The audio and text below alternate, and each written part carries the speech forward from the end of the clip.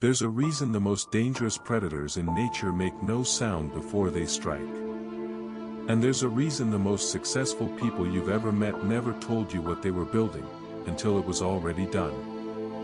Think about every major goal you've announced. Every ambition you shared at the dinner table. Every plan you posted about online. Now ask yourself honestly, how many of those things actually happened? And how many simply faded away the moment you opened your mouth? Here's what most people don't understand. The moment you tell someone your goal, your brain treats it as if you've already achieved it. This isn't a metaphor. This is neuroscience. In 2009, NYU psychology professor Peter Gollwitzer published a landmark study. Participants who announced their intentions to others felt significantly less motivated to actually complete the work, compared to those who kept their goals private. Why? Because social acknowledgement triggers a premature dopamine release. Your brain gets the reward signal without the result. Think about it. You tell a friend you're going to start your own business. They say, "That's incredible, I believe in you." You feel seen. You feel validated.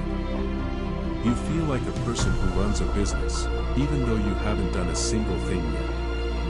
That feeling, it costs you everything. Because your brain, ancient and efficient as it is, has now partially satisfied the hunger that was supposed to drive you forward. The fire dims. The urgency fades.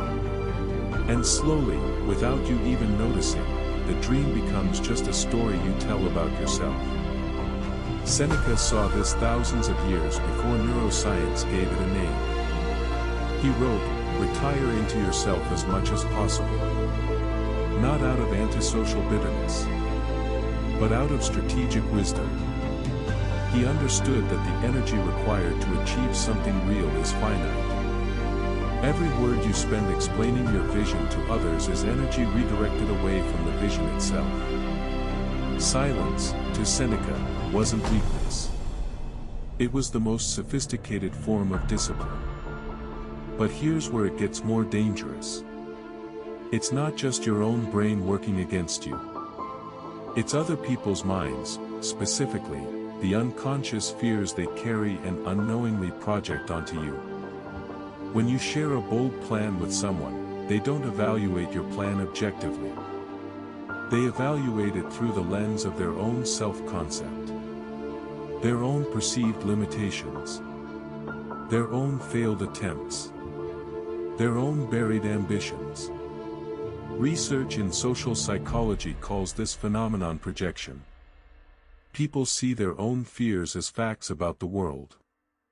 Your uncle who says, "Most businesses fail," isn't warning you, he's confessing his own fear of failure. Your friend who says, "That sounds risky," isn't analyzing your plan, they're describing their own risk tolerance. The terrifying part? They genuinely believe they're helping you.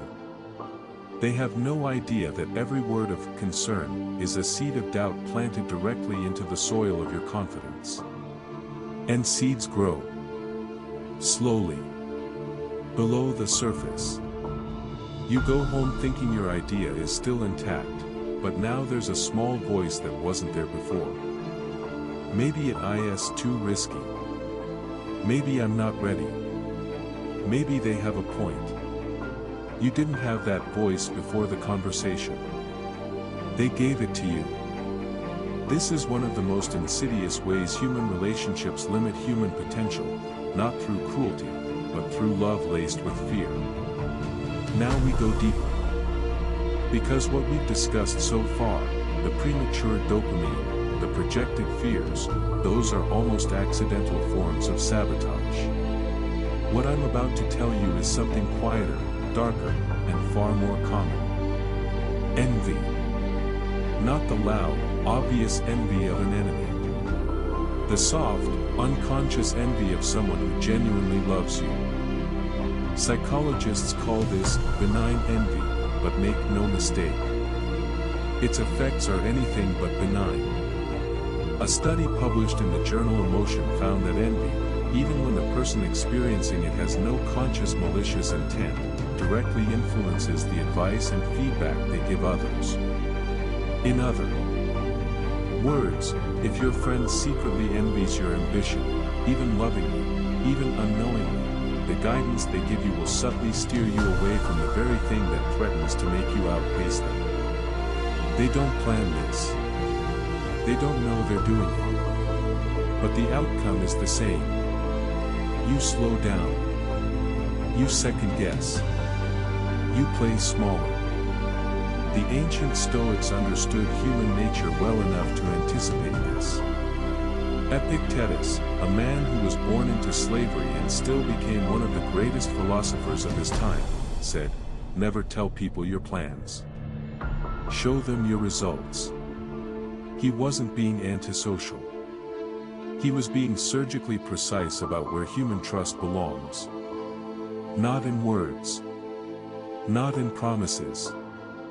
Not in announced intentions. Only in evidence. Only in what has already been made real. And now, the unexpected twist. Because everything we've discussed so far has been about protecting your inner world, your motivation, your confidence, your direction.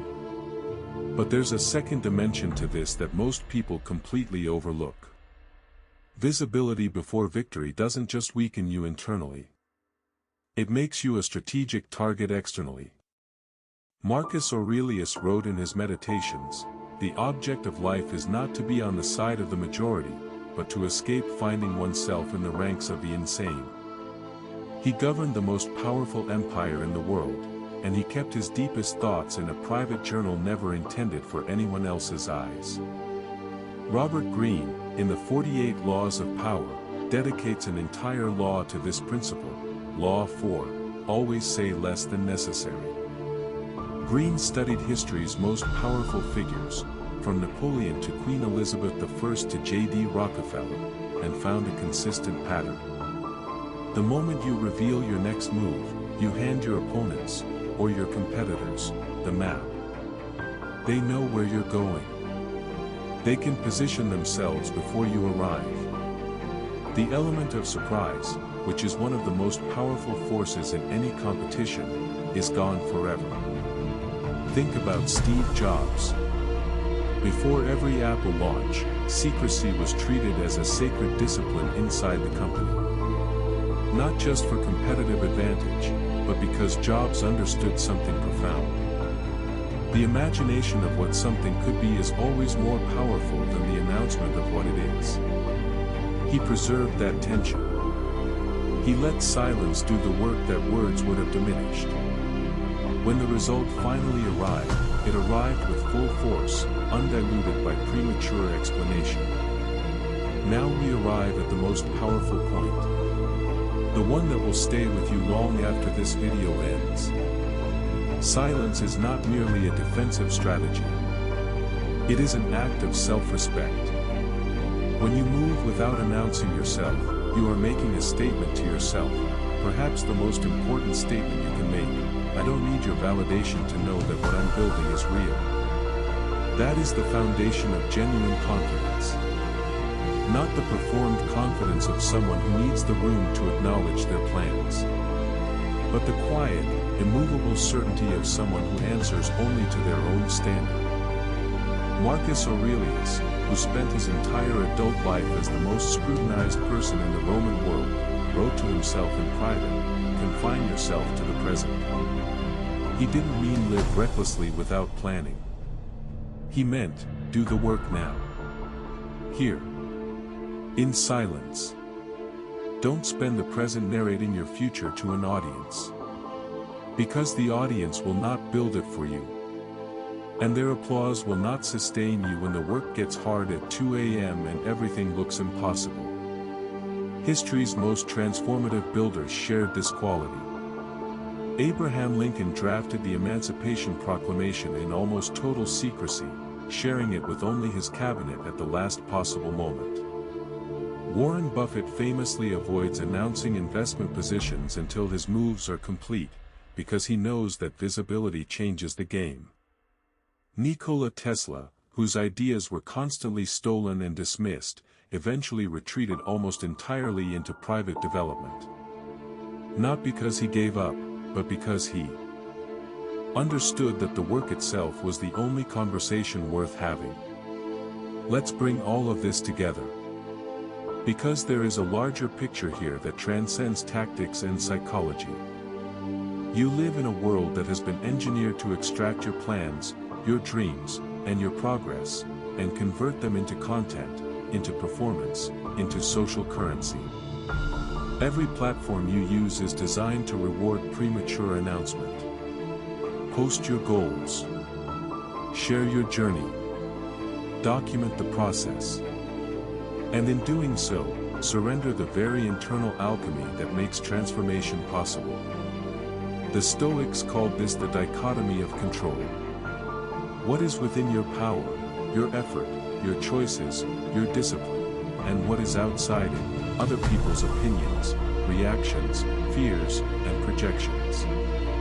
When you announce your plans, you invite the outside world into a space that must remain protected. You give your internal process to external forces. And those forces are indifferent to your growth. They are not cruel. They are simply not aligned with what you need to become. So what does the alternative look like? It looks like this. You identify something you want to build. You tell no one. You begin. You work in private, protected from premature judgment, protected from borrowed doubt, protected from the subtle gravity of other people's unexamined fears. And then one day, when the thing is real, when the result is undeniable, you let the work speak.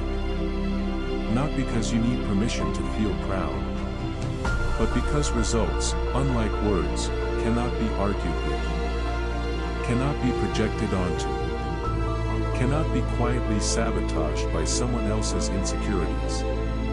The lion does not announce the hunt. The river does not ask permission to carve the canyon.